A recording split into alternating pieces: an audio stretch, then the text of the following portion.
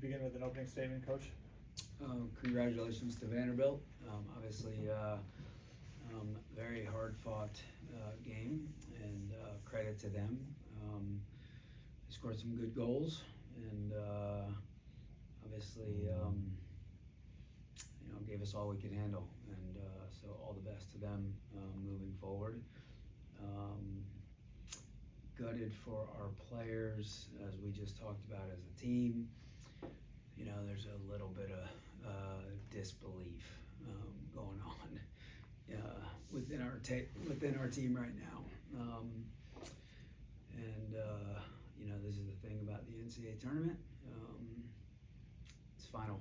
When you lose, it's over, and it's over for a team forever, and it's over for seniors, college athletics forever.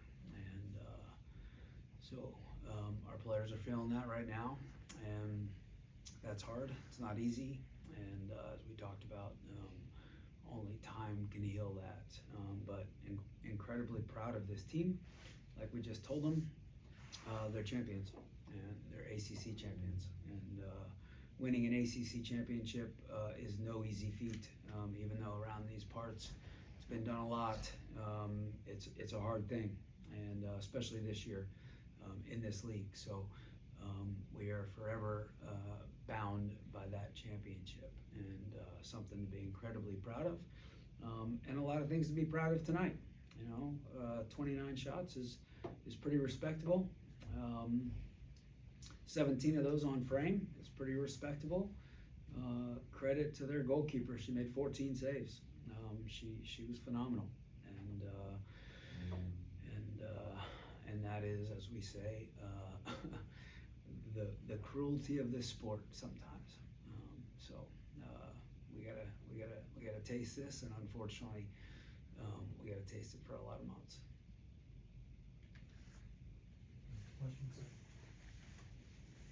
Speaking of Sarah, their goalkeeper, just how good was she, and how difficult is it when you do have 29 shots and you're peppering them with good opportunities, but it just doesn't happen? How tough is that for a team to swallow in real time? Yeah, despite how good a goalkeeper is, still belief is that it's still going to happen. And obviously it did happen. It happened early, and then it happened right before halftime. And even second half, shots were 15-2 in the second half, and they scored with whatever it was, 12-ish left. And I still felt confident that we could get one, that we were going to create chances. And it wasn't until that second overtime that we really couldn't get any juice going.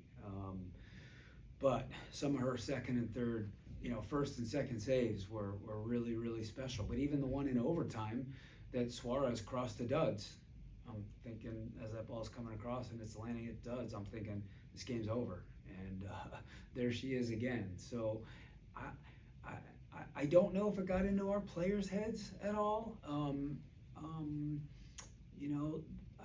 I think there were a couple times during, whether it was an overtime break or an injury break, where our players, I think, were a little, stung a little bit emotionally, and maybe that caught up with us late.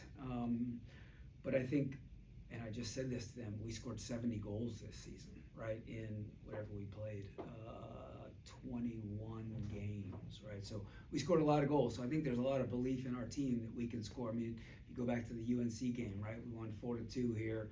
Their goalkeeper made 13 or 14 saves, so there's still belief. We talked about at halftime, shoot low on this kid, and she made some saves low. She made some tip saves over the bar.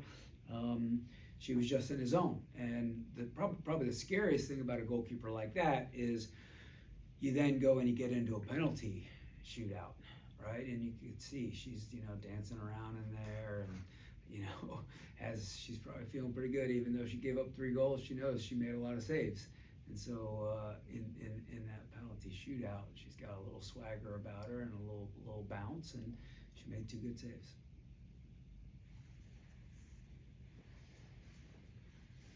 Coach, the first half was kind of back and forth. They even had a little bit more possession than you had in the first half.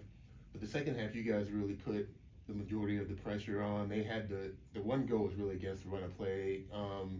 What did you do, at halftime? Did you change anything, or was that just the game to where you were able to get so much pressure, so much more pressure and possession in the second half? Yeah, I think it was a little bit of the game.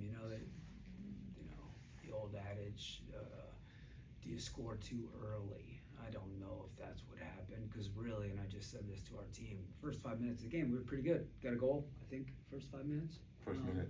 First minute, sorry. And we were still all over them. Could have gotten the second one, right? Third one, Sarah made some good saves. And then they got a little possession, but they scored like in the 8th or 9th or 10th minute, right? And then bang, got another one right after that. And I think we let them have the ball. Our pressure wasn't as good as it normally is. We were allowing them a lot of those entry balls into their center forwards, and their hold-up play was obviously really good. And then they were playing off of that. I thought the second half, Mimi and Cam and Gilly did a really good job of winning those entry balls, which then impacted their ability to keep the ball and then build, and therefore they couldn't really build sustained possession. And then just in general, we are at our best when we are a higher energy team.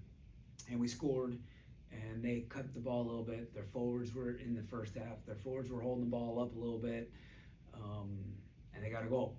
And then, we were fouling a little bit. We were frustrated. We were kind of giving the ref a hard time. We got into stuff we don't need to be doing, and we didn't defend the free kick well.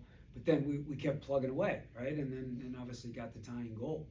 And then at halftime, no, it was just, we showed some clips like we always do. We just we got to be on the front foot in everything we do. Our pressure, winning first and second balls, competing for entry balls, and then movement off the ball, changing the point, just playing Florida State soccer. And, kind of back to your question, Chris. I mean, there's 25 minutes left, and we're on them, and there's 20 left, and we're on them, 15 left. Still feeling like it's going to come. And then there's the, oh, whoa moment where there's 12 minutes left and now we're down 3-2. And honestly, I wasn't that, and this is not arrogance, I was still confident and comfortable with our team because we have a good team. And like I said, we've scored 70 goals. And we got it back. And then when we got that goal back, we still had, I think, what did we have left? This says 9 minutes. 9 minutes left. I can't see. I thought we were gonna win the game in regulation, and then not having duds in the second overtime hurt us too, and that's, I think, part of why we had a hard time really getting anything against them. Got outshot 2-0 in that second overtime period. You mentioned Jordan getting banged up there. Is she okay? Yeah, she got hit in the nose and was bleeding profusely. They're worried, about her nose. And she wanted to go back in, but understandably, it's our job to protect our players. And our doctors didn't want to put her at risk like that, especially the way that kid plays. She's an animal, so we held her out, and we talked about whether or not she was going to take a penalty. But again, sometimes you have to protect these players physically, and sometimes you have to protect them emotionally. And we thought it was in the best interest of Jordan to keep her out of the game and then keep her out of penalties. You talked a little bit about how in the breaks the shock factor kind of set in for your players, whether it be injury or substitution. How do you kind of get that shock factor out of your players' heads? What do you say to them to bring them back into the game? I mean, the things that you would think, we say, like, hey, we're good. If there's a tactical solve, we give them a little bit of a tactical solve. Otherwise, come on, man, the goal's coming, right? Keep doing this, keep doing that, and try and pick their spirits up, right? And get them talking a little bit more, get their energy going a little bit more. And it wasn't drastic, it wasn't terrible. It was just a little quiet. It's just a little quiet, and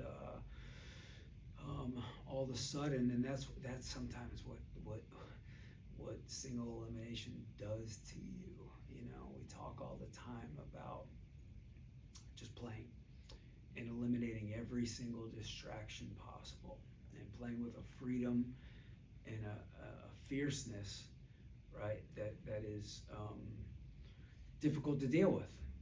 But then anytime you start, scary thoughts start creeping in the brain, right, no matter how old we are, no matter what walk of life we're talking about, we all have scary thoughts that creep in the brain. And those are just nothing short of distractions, right? And so maybe they had some scary thoughts. Whoa, what's going on here, right? Is this happening, right? And maybe I'm misreading, right? But it was just quiet, and I understand that, right? I understand that. There's a lot at stake, right? You look at the second half of the ACC championship, there was none of that. It was just all energy and determination and focus. We're winning a championship, right? And there was most of that, but at times it was just a little quiet. Anything else? One more? One more. Coach, in the first half, it seemed like number 15, Sydney Watts, she was doing really good holding the ball up and causing you problems as far as, initiating their offense.